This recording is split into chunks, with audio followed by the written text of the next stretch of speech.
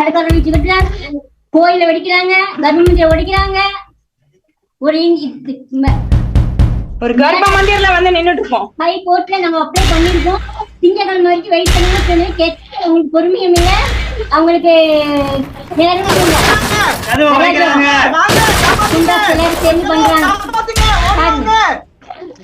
உடைக்கிறாங்க,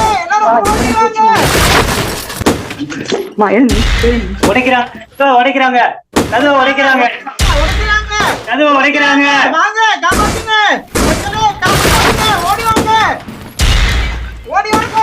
ஓடி வாங்க, எல்லாரும் ஓடி வாங்க.